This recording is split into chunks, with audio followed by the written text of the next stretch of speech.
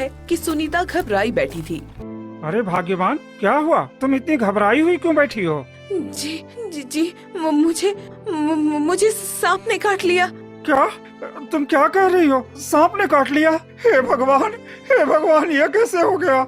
हाँ जी, मैं जंगल से लकड़ियाँ लाने गई थी, तभी अचानक सांप ने मुझे डस लिया। अब मेरे सिर में बहुत दर्द हो रहा है, पूरा शरीर सुन्न हो रहा है।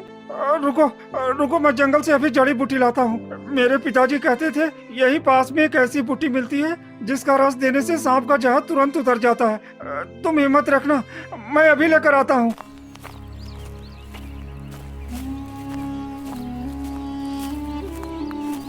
मोहन तुरंत भागता है और पूरे जंगल में जड़ी बूटियां खोजने लगता है।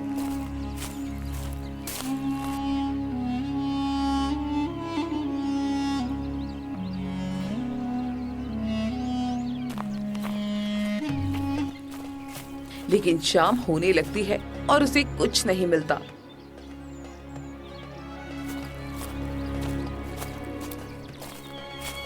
वो थका हारा पेड़ के नीचे बैठकर रोने लगता है। हे भगवान, अब मैं क्या करूं? मेरी पत्नी ऐसे ही मर जाएगी और मुझे वो जड़ी बूटी भी नहीं मिल रही है। मैंने पिता को खोया, पर मैं अपनी पत्नी को नहीं खो सकता। कृपा करो प्रभु, कृपा करो।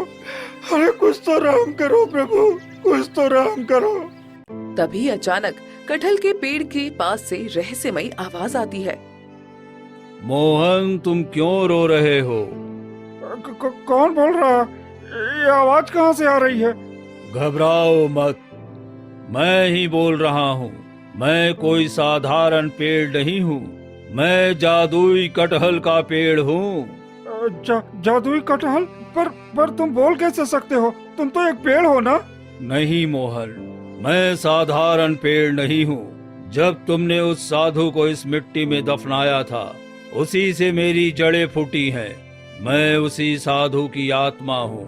तुम्हारा दुख नहीं देख पा रहा हूँ, इसलिए तुमसे बातें कर रहा हूँ। चिंता मत करो, मेरे पेड़ से कटहल तोड़ कर ले जाओ और अपनी पत्नी की जख्म पर उसका बीज लगा देना। जहर तुरंत उतर जाएगा और वो पूरी तरह से ठीक हो जाएगी। और सुनो, दूसरा कटहल ले जाकर उसके बीज खेत में बो देना। उस बीज से तुम्हारी जमीन पर तरह तरह की सब्जियां उगेंगी। तुम्हें कभी भूखों नहीं मरना पड़ेगा। क्या क्या सच में ऐसा होगा महाराज? हाँ मोहन, ये तुम्हारे पुण्य कर्मों का फल है। तुमने मुझे अंतिम संस्कार किया, जो इस गांव में किसी ने भी नहीं किया, इसलिए मैं तुम्हारी मदद करना चाहता हूँ। साधु महाराज, आपका बहुत बहुत धन्यवाद, आपने मेरी जिंदगी बचा दी।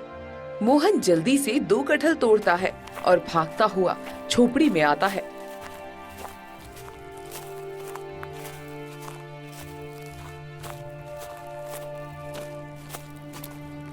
सुनीता बेहोश पड़ी होती है। हे भगवान, मेरी पत्नी तो बेहोश हो गई है। मुझे जल्दी कुछ करना होगा। वो कटहल काटकर उसका बीज सुनीता के जख्मों पर लगाता है। कुछ ही देर बाद सुनीता होश में आ जाती है। ये क्या हुआ? मैं तो मर गई थी ना? मेरे साथ क्या हुआ था जी? भाग्यवान, तुम्हें सांप ने काट लिया था, लेकिन देखो, जैसे ही मैंने ये जादुई कटहल का बीज तुम्हारे जख्म पर लगाया, तुम ठीक हो गई। जादुई कटहल? कटहल से कोई ठीक कैसे हो सकता है भला? अरे ये कोई साधारण कटहल नहीं है सुनीता, ये जादुई कटहल है। असल में जिस साधु बाबा को मैंने दफनाया था ना, उसी की आत्मा इस पेड़ में बस गई है। उसी ने मुझे ये कटहल दिया है। क्या क्या सच में ये कटहल जादुई है? हाँ, और उन्होंने कहा है कि इस कटहल के बीज को हमारी जमीन पर बो देने से हमारी गरीबी दूर हो जाएगी। पर जी, कटहल का पेड़ तो फल देने में 3 से 4 साल लगाता है, तब तक तो हम भूखे मर जाएंगे। ये कैसे संभव है?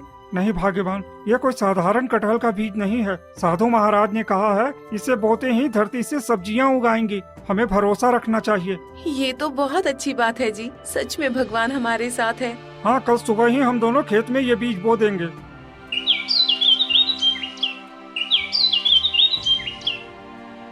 और अगली सुबह होते ही मोहन और सुनीता जल्दी उठकर पूरे खेत में वो जादुई कटहल के बीज बो देते हैं। बोते समय सुनीता थोड़ी घबरा कर कहती है, जी, मुझे अभी भी विश्वास नहीं हो रहा कि ये बीज सच में सब्जी उगाएगा। अगर ये साधारण बीज हुआ तो? भाग्यवान साधु महाराज की आत्मा ने खुद मुझसे कहा है, हमें उन पर भरोसा रखना होगा। इतना कहकर दोनों पूरे खेत में बीजों से भर देते हैं और थक कर अपनी झोपड़ी में लौट आते हैं।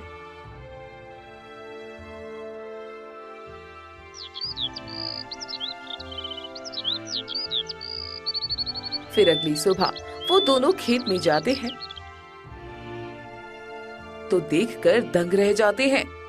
जहाँ कल तक बंजर जमीन थी, वहाँ तरह तरह की हरी भरी सब्जियाँ, फल और पौधों के साथ खेत लहलहा रहे होते हैं।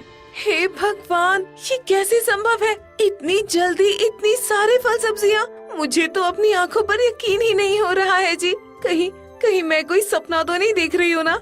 मैंने कहा था ना, ये कोई साधारण कटहल नहीं है, ये सचमुच में जादुई है। अब मुझे भूखे मरने की चिंता नहीं है और ये हकीकत है। लगता है भगवान ने हमारी सुन ली। अब हमें कभी भी किसी भी चीज की कोई कमी नहीं होगी जी। फिर ऐसे ही धीरे धीरे मोहन और सुनीता उन सब्जियों को पास के गांव में बेचने लगते हैं। लोग उनके खेत की सब्जियां देखकर हैरान रह जाते हैं, क्योंकि वो सब्जियां बाकी खेतों से बड़ी, स्वादिष्ट और ताजा होती थी। अरे, मोहन का खेत तो जैसे सोना उगल रहा है। इतनी सब्जियां तो मैंने कभी देखी ही नहीं। और इतनी जल्दी तैयार भी कैसे हो जाता है? और सुना है वो तो जंगल वाले बंजर जमीन में खेती कर रहा है। हाँ, सच कह रहा है। ये सब्जियां तो पूरे इलाके में कहीं नहीं मिलती। लगता है जरूर इसके पीछे कोई राज है। राज हो या मेहनत, पर इतना तो साफ है कि आज मोहन पूरे गांव का सबसे बड़ा किसान बन गया है। देखते ही देखते मोहन और सुनीता का नाम पूरे इलाके में फैल जाता है। उनकी गरीबी दूर होने लगती है। अरे, ये कैसे हो सकता है? जो मोहन कल तक झोपड़ी में भूखा मर रहा था, वो आज ढेर सारी सब्जियां बेच रहा है। जरूर कोई राज है और मुझे तो वो जानना ही होगा। अरे हाँ, मैंने भी देखा है। उनके खेत में तरह तरह की सब्जियां लगी हैं। बिना पानी, बिना खाद, ये सब कैसे संभव है? हमें उनकी झोपड़ी के आसपास नजर रखनी चाहिए। सही कहा, आज रात ही चलेंगे, देखेंगे आखिर ये चमत्कार होता कैसे है। फिर लखन और महिमा पेड़ की आड़ में छिपकर देखते हैं। देखो जी, मोहन अपनी पत्नी से कुछ कह रहा है और कटहल के पेड़ की ओर जा रहा है। अरे चुप रहो, देखते जाओ, यही तो मौका है। फिर दोनों चोरी चुपके मोहन के पीछे पीछे जाने लगते हैं। हे जादुई कटहल, मुझे तुम्हारे बीज चाहिए। मैं अपनी अगली फसल बोना चाहता हूँ। मोहन, तू ले सकता है, तेरी नियत साफ है। जा, 2 कटहल तोड़ ले। मोहन 2 कटहल तोड़ता है और खेत की ओर चला जाता है। लखन सब देख लेता है